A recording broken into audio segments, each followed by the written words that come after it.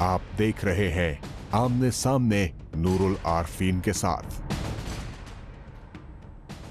अस्सलाम वालेकुम नाजरीन, मैं हूं नूरुल आरफीन सिद्दीकी और आप देख रहे हैं आमने सामने।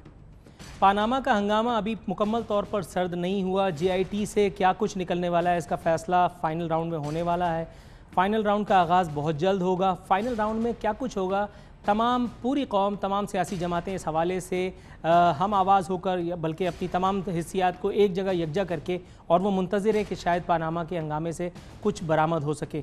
इस दौरान में एक बड़ी डेवलपमेंट हुई है। इमरान खान साहब ने इससे पहले ये कहा था कि अगला हफ्ता नवाज़ शरीफ साहब से निजात का जश्न मनाएंगे इस्लामाबाद की सड़कों पे, लेकिन इत्तेफाक से उस जश्न से पहले ही एक लम्हा फ़िक्रिया ने तहरीक इंसाफ को आज जकड़ा है। और वो तहरीक इंसाफ का लम्हा फ़िक्रिया ये है कि पाकिस्तान में, कराची में, तहरीक इंसाफ की एक मरकज़ी रहनुमा नाज बलोच साहिबा ने दाग़े मफारकत दे दी है पाकिस्तान तहरीक इंसाफ को, और वो अपनी आबाई या दायमी जिसको कहा जाता है, जिसकी रफ़ाकत थी पाकिस्तान पीपल्स पार्टी, उसको दोबारा ज्वाइन कर चुकी हैं। याद रहे कि पीपल्स पार्टी से उनके वालिद साहब का ताल्लुक़ भी है। ये अलग बात है कि वो अपनी इंटरव्यूज़ में, अपनी गुफ्तगू में इस बात का इजहार नहीं करती हैं। जब नाज बलोच साहिबा पाकिस्तान तहरीक इंसाफ में मौजूद थी, तब भी वो गाहे बगाहे इमरान खान साहब की क़यादत पर और पाकिस्तान तहरीक इंसाफ के विज़न पर अपने एतमाद का भरपूर तौर पर इजहार करती रही हैं। लेकिन आज अचानक ये क्या हुआ, तहरीक इंसाफ की ये विकेट क्यों डाउन हुई?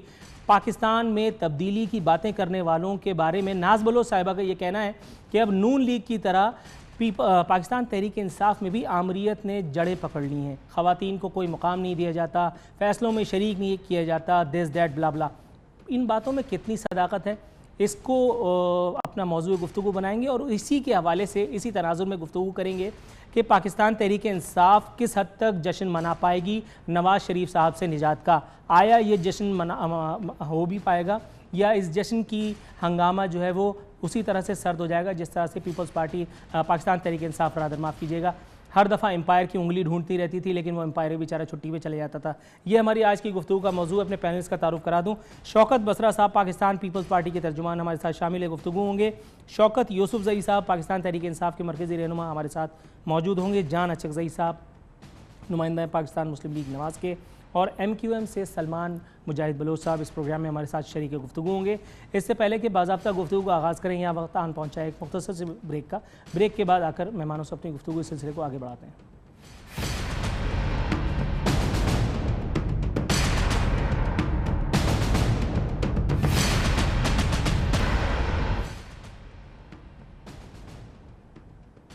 वेलकम बैक नाजरीन। हमारे गेस्ट हमारे साथ मौजूद हैं। शौकत बसरा साहब, सबसे पहले आपसे आगाज़ किए लेता हूँ।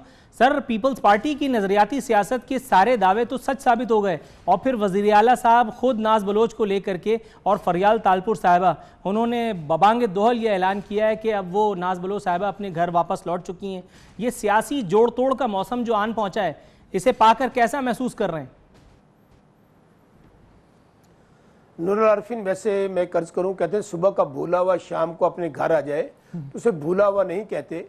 नाज बलोच साहबा के जो वालिद साहब से थ्रू आउट उनकी पॉलिटिक्स का आगाज़ पीपल्स पार्टी से हुआ, और वो थ्रू आउट पीपल्स पार्टी के बहुत अहम रुकन रहे। हाँ, नाज बलोच साहबा को कुछ पॉलिसी से इख्तलाफ था, वो for the time being Tehreek Insaf की तरफ गई, अब दोबारा वापस आ गई।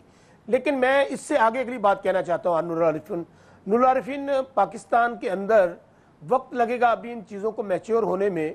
ये जो सियासतदानों का पार्टियां बदलना, एक दूसरे की तरफ आना जाना, ये मैं समझता हूं कि सियासत का एक बहुत ही मनफी पहलू है, और बहुत ही ऐसा दर्दनाक पहलू है जो नहीं होना चाहिए। और बदकिस्मती ये है कि मेरी नजर, लेकिन सर, इस सियासत के सबसे बड़े बेनिफिशियरी तो आप लोग ही हैं।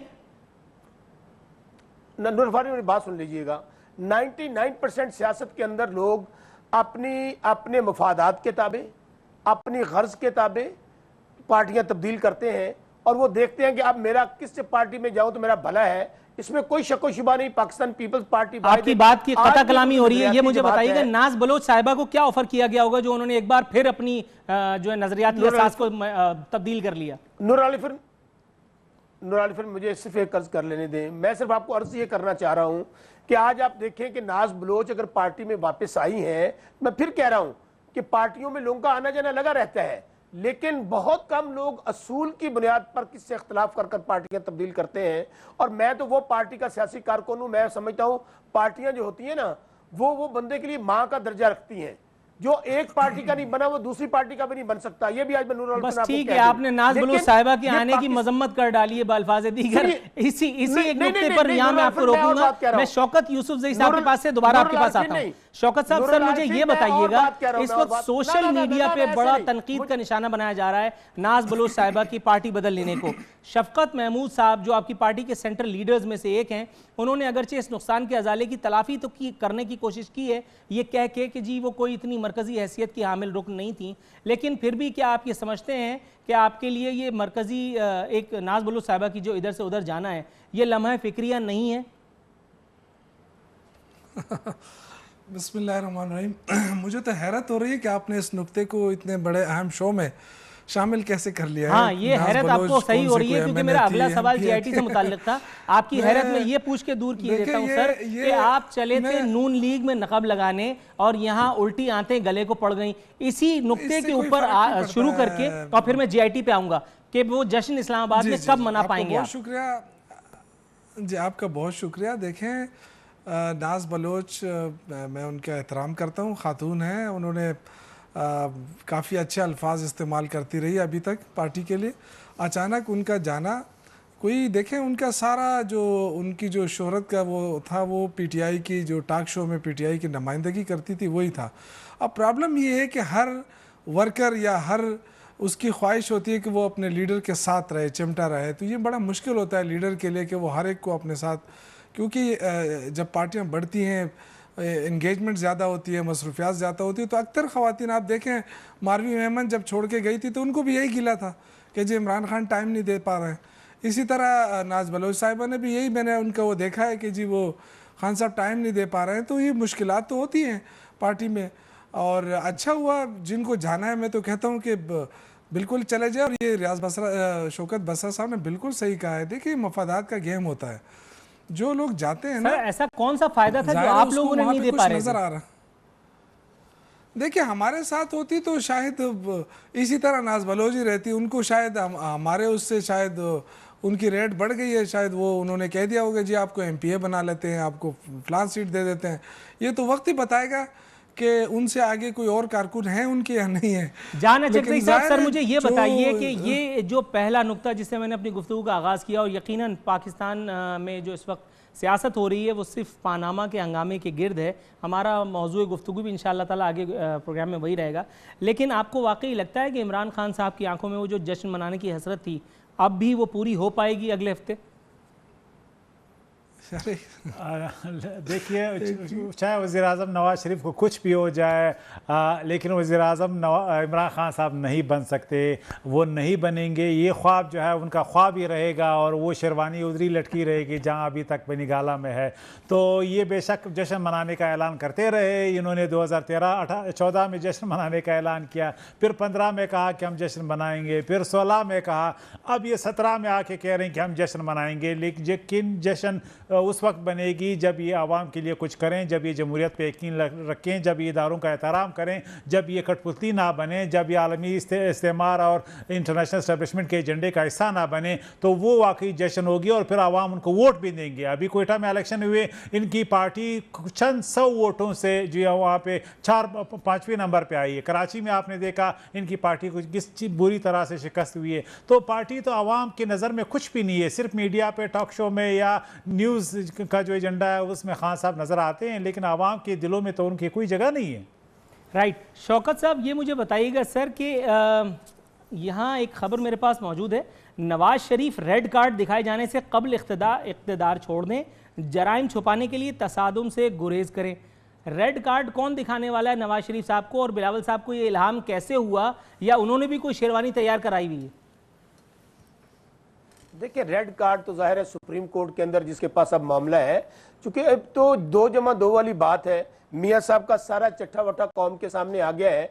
आप मुझे बताइए कि अगर इनका कोई केस होता तो जो तो कुछ जेआईटी को उन्होंने कहा है, कौन कौन सी गाली है जो जेआईटी को उन्होंने नहीं दी? जजों के बच्चों को मार देंगे, जेआईटी के बच्चों को मार देंगे, जमीन तंग कर देंगे, वो तो छुपते फिर रहे हैं सर, जिन्होंने बयान दिया था, पार्टी तो साइड पे हो गई।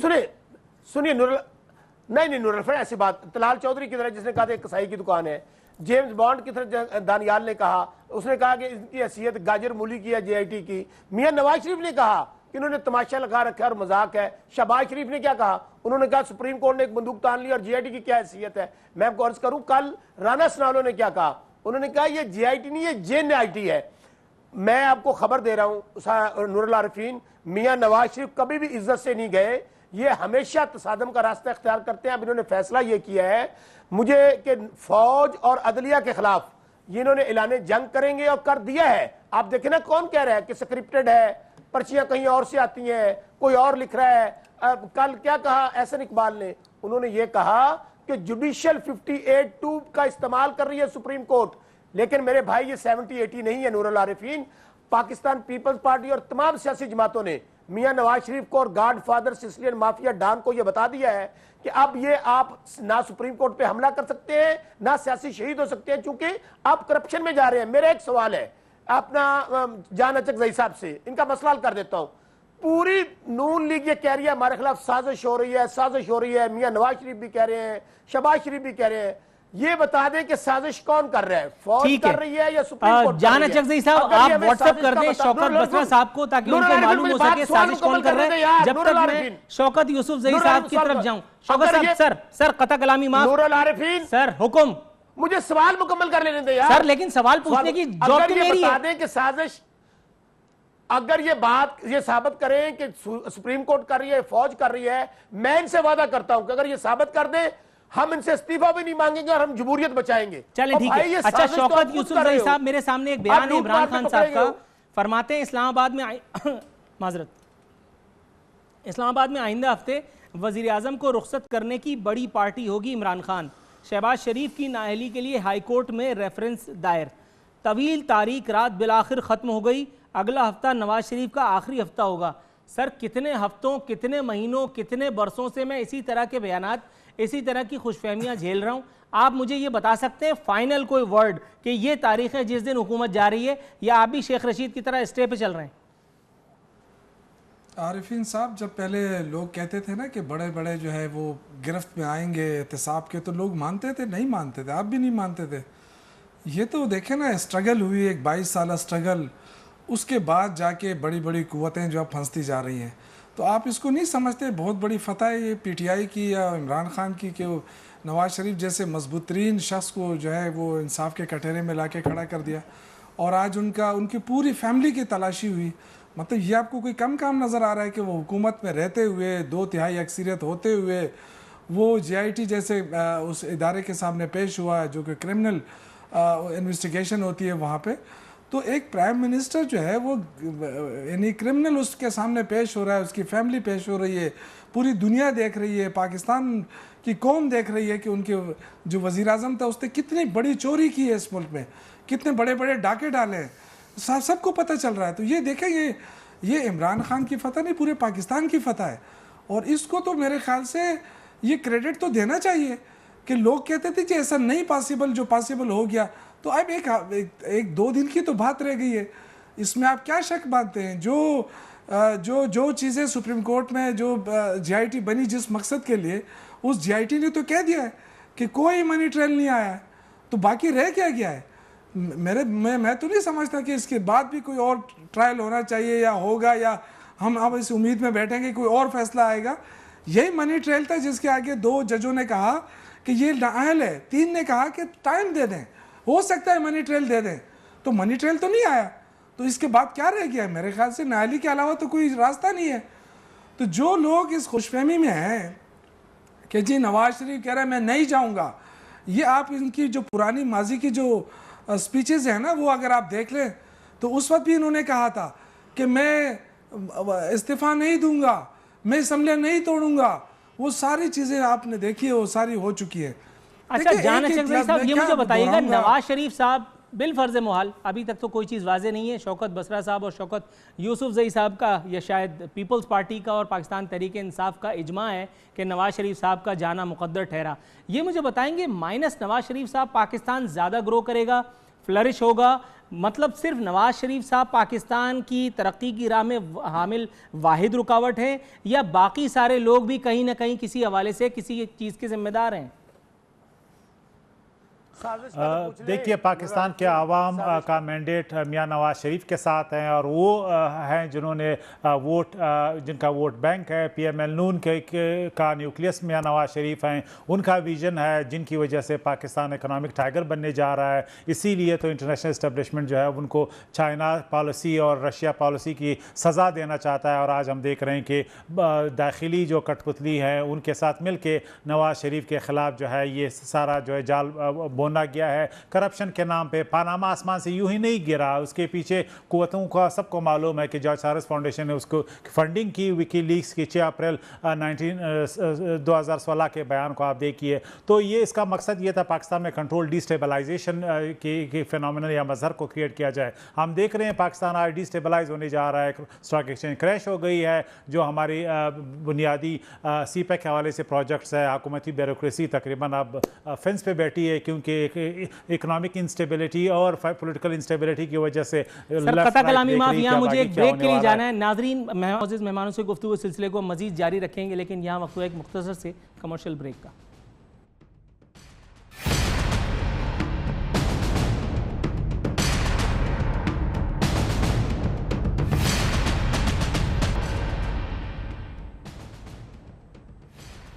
वेलकम बैक नाजरीन। बात हो रही है अपने मेहमानों से। शौकत बसरा साहब, एक बड़ी ही मायूस कुन रिपोर्ट आपके हवाले से मेरे पास यहाँ मौजूद है। न्यूयॉर्क टाइम्स फरमाता है, मौजूदा बहरान के बावजूद आइंदा इंतखाबात के लिए नून लीग बदस्तूर फेवरेट। सर, अगर नून लीग फेवरेट है तो ये सब तामझाम की क्या ज़रूरत है? फिर इसका मतलब है कि फिर अल्लाह अल्लाह खैर सल्ला, फिर सारे ताज़ी ठंडे हो गए। नूरुल आरिफीन, बात यह है कि ये मियां साबान का पुराना वतीरा है। न्यूयॉर्क टाइम्स की रिपोर्ट छपाना। आपको याद होगा कि एक सुने अच्छा। आदिल गिलानी एक होते जो सर्वे करवाया करते थे और उसको आज इन्होंने सफीर लगा दिया पता नहीं कौन से कंट्री के अंदर। ये जो माफी, ऐसे इनको गॉड फादर नहीं कहा गया और माफिया और सिसिलियन माफिया और डॉन ऐसे तो नहीं कहा गया, क्योंकि मियां साबान ने लूट मार करके काला धन इतना इकट्ठा कर लिया है। अब इनसे कुछ भी तवक्को रख सकते हैं। आप मुझे बताइए ना कि आप जरा मेरा तलक जिला बहावलनगर हारूनाबाद से है।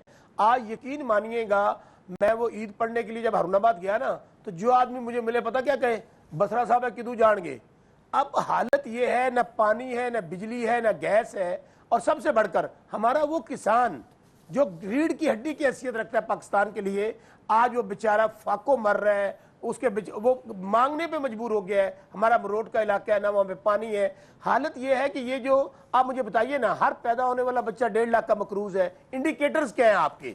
अगर अच्छा सर, वो तमाम बच्चे जो जरदारी साहब के दौरे हुकूमत में पैदा हुए, उनके बारे में क्या फरमाएंगे आप? वो क्या डोनाल्ड ट्रंप के मकरूज थे या डोनाल्ड ट्रंप अब उनका मकरूज है? क्या उनके बारे में क्या कहेंगे? नूर, मैं बिल्कुल नहीं कहता कि हमारे दौर के अंदर दूध और शहद की नहरें बह रही थी। मैं आपको ये यकीनी तौर पे कह सकता हूं। सर, आप यकीन जानिए, आपने प्रोग्राम को किसी और सिमत पे जाने से बचा लिया, ये ना कह के। नूर आरिफीन, मुझे एक फिक्रा, उस वक्त महंगाई आज से कम थी, बेरोजगारी कम थी, किसान को फसल की रेट्स अच्छे मिल रहे थे। आपका जो हमारी जो इंडस्ट्री है वो बंद नहीं। और सर, अगर मैं कुछ मजीद कहूंगा तो ये कहा जाएगा कि मैं जमहूरियत की गाड़ी को पटने की कोशिश कर रहा हूं। जब जनरल मुशर्रफ का दौरे हुकूमत था तब कीमतें इससे ज्यादा एस्टेब्लिश थी। फिर तो क्या आप आमरीत को लेकर के आएंगे, मुसल्लत कर देंगे? नहीं नूर आरिफीन, मैं आपको अर्ज करता हूं। आपको याद है ये क्या कहते थे कि पीपल्स पार्टी की हुकूमत जाएगी तो बिजली आएगी, पीपल्स पार्टी की हुकूमत जाएगी तो गैस आएगी, रोजगार मिलेगा, यहाँ पर इंडस्ट्री लगेगी, न्यूटन। आज तुमने पाकिस्तान को फॉर सेल लगा दिया है। मुझे तो ये डर है कि कहीं मीनारे पाकिस्तान को ये प्राइवेटाइज ना कर दें। PIE आपका ये प्राइवेटाइज करने जा रहे हैं। आपकी जो अपनी है कराची वाली जान अचकज़ई साहब, ये बड़ी संगीन किस्म की तोहमत आप पे लगाई गई है। मीनारे पाकिस्तान प्राइवेटाइज कैसे हो सकता है सर? तो भाई आपकी मोटरवे आपकी प्राइवेटाइज कर दी है। जवाब तो लेने दें। जान अचकज़ई साहब बैठे में बेकार, उनसे कोई काम तो ले, शो में आए इतनी दूर से।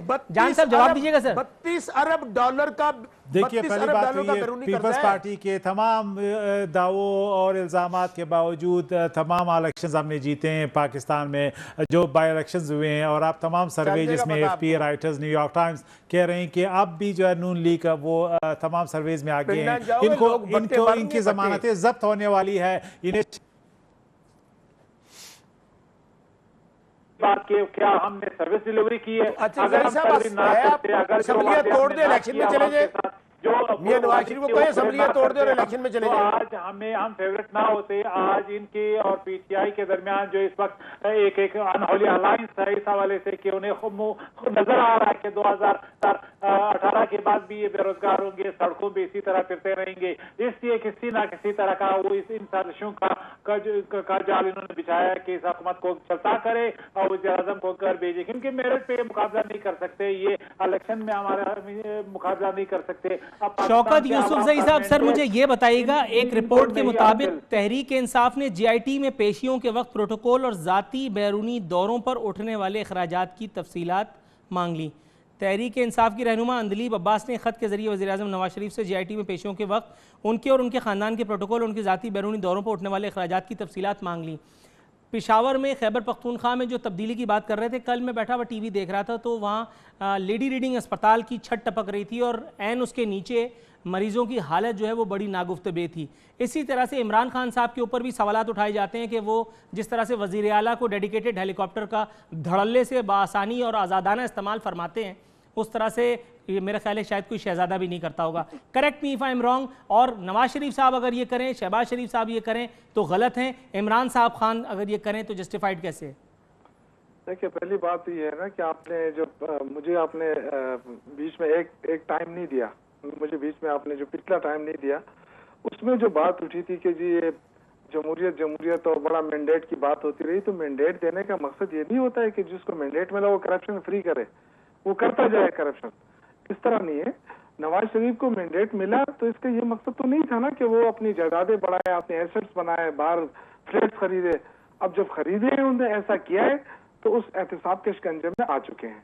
अब आगे क्या होगा, जाहिर है अदालत, आगे क्या होगा जाहिर है अदालतों ने फैसला करना है, हम उसका इंतज़ार करेंगे। हमसे यही होता था कि हम उनको अदालतों तक ले आए।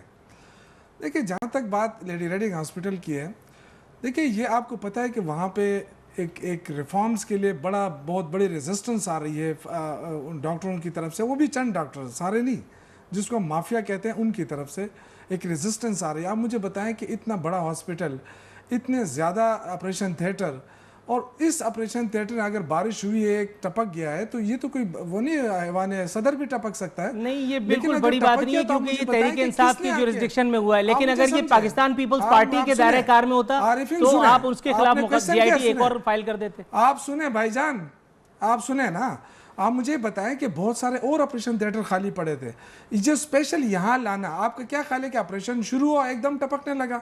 ऐसा नहीं था, ये जानबूझकर उसकी वीडियो बनाई गई। आप मुझे बताएं कि ऑपरेशन थिएटर में कोई वीडियो बनाने आता है, या पहले से पता होता है कि जी यहाँ ये टपकेगा, मैं वीडियो बनाऊंगा? ये सारी एक साजिश थी, साजिश हो रही है। लेकिन इन चीजों से हम दबने वाले नहीं, हम अपनी रिफॉर्म्स, यही इल्जाम अभी शौकत बसरा साहब आयद कर रहे थे कि जैसे ही नून लीग से उनकी कारकर्दगी के बारे में पूछा जाता है तो वो साजिश का इल्जाम आयद कर देते हैं। और यहाँ मैंने जैसे ही आपसे मुतालिक एक सवाल किया, आपने इसको भी साजिश का नाम दे दिया। नहीं, मैं साजिश नहीं, मैं कह रहा हूँ कि एजेंडा वो नाकाम बनाना चाहते हैं। जो आप मुझे बताएं कि ऑपरेशन थिएटर में कौन घुसता है? आप इजाजत देते हैं किसी को कि जी आज विडियो बनाते जाएं?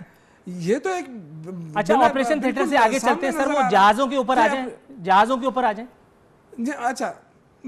अच्छा देखें, जो चीफ मिनिस्टर के जहाज की आप बात कर रहे हैं, चीफ मिनिस्टर इंटाइटल है भाई, चीफ मिनिस्टर इंटाइटल है, इमरान खान कैसे? नहीं, इमरान खान मेरी बात सुने, जब वो अपने जहाज इस्तेमाल करते हैं तो उसका अखराजात देते हैं। वो सरकारी जहाज में वो तब जाता है जब चीफ मिनिस्टर होता है।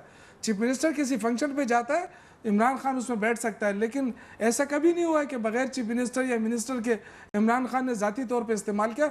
हम रिक्वेस्ट करते हैं, आपको पता है कि जो भी ऐसा उस पर सूबाई हुकूमत की तरफ से रिक्वेस्ट पे खान साहब आते हैं, और जब चीफ मिनिस्टर चतराल जाना हो, चीफ मिनिस्टर ने जाना हो और इमरान खान उसके साथ, लेकिन ज्यादातर वो शौकत बसरा साहब आप बड़ी देर से मुस्कुरा रहे हैं, इसका मतलब है इन सब बातों पे आपका ईमान, दीन, धर्म बिल्कुल नहीं है। आप इन सब बातों से बड़ा संगीन किस्म का इख्तलाफ रखते हैं। मेरे पास सिर्फ 1 मिनट है, जल्दी से जवाब दीजिए, फिर मैं जाऊं कमर्शियल ब्रेक पर।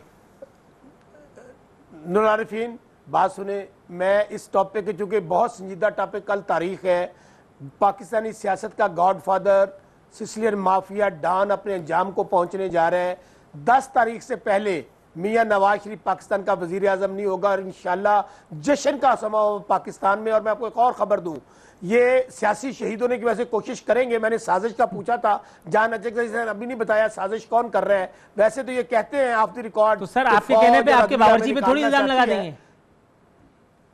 नूरुल आरफीन सुन तो लेना, ये कहते हैं ना साजिश, वो कहते हैं फौज और अदलिया हमारे खिलाफ साजिश, खुल के बताएं ताकि हम इनके साथ खड़े हों और हम साजिश का मुकाबला करेंगे।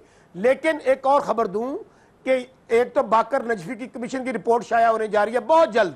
राना सनाउल्लाह और मियां शहबाज शरीफ का मुकद्दर जेल होगा, यह भी मुतालबा करें। और दूसरा, कलसूम नवाज शरीफ साहबा को वजीर आजम बनाने की तैयारियां हो रही हैं और दूसरी तरफ ये सारा ढोंग और इस तरह के दावे। अच्छा, वो चीज कंडेमनेबल है, वो चीज काबिल मजम्मत है। लेकिन इख्तितामिया की तरफ मैं जा रहा हूं, ये नाज बलोच साहिबा की तरफ दोबारा आता हूं। अगर उनको एमपीए शिप दी जाती है, जिसका गालिब इम्कान है, फरियाल तालपुर और वजीर आला सिंध की वहां मौजूदगी उस प्रेस कॉन्फ्रेंस में ये बात जाहिर करने के लिए काफी है, तो ये बात भी उतनी ज्यादा ऑब्जेक्शनेबल है? नहीं, नूरुल आरफीन मैं आपको पहले कह चुका हूं कि नाज बलोच बुनियादी तौर पे पीपल्स पार्टी पे की थी। सर ये सब मत बताइए, ये सब मैं जानता हूं। वो क्या है, वो उनको उधार के तौर पे हमने दिया था। जरा तहरीक इंसाफ नहीं पड़ता है। सुने, वो उधार के तौर पर हमने तहरीक इंसाफ को दिया था, वो वापस अपने घर आ गई है। और वैसे भी काफ लीग वाले भी अपना उधार वापस मांग रहे हैं, तो नून लीग से ये तो सभी उधार पे चल रहे हैं। सुने, पूरे पंजाब की पीपल्स पार्टी तहरीक इंसाफ में आ गई, इससे कोई फर्क नहीं पड़ता है। सिंध में तो हालत ये है कि पाक की तमाम जमातों का सफाया हो गया। अभी आप देखें, सईद गनी साहब ने एमक्यूएम के गढ़ से, जो कभी हमारी सीट नहीं होती थी, वहां तो आपकी फंक्शनल लीग, नून लीग, तहरीक इंसाफ सारा कुछ मिल मिला के पीपल्स पार्टी। राइट सर, आपका नुक्ता कन्वे हो गया। नाजरीन, अपने मुअज़्ज़िज़ मेहमानों से सिलसिले को यही मौकूफ़ करते हैं क्योंकि हमारे प्रोग्राम का वक्त अब खत्म हो चुका है। पनामा का हंगामा क्या रुख इख्तियार करेगा, GIT के ऊपर आगे क्या जाकर के बातचीत होगी, इसके बारे में कुछ भी कहना क़ब्ल अज़ वक्त है। इसलिए यहाँ अपने प्रोग्राम के सिलसिले को मौकूफ़ करते हुए नूरुल आरफीन सिद्दीकी और आमने सामने की टीम को इजाज़त दीजिए। फ़ी अमान अल्लाह।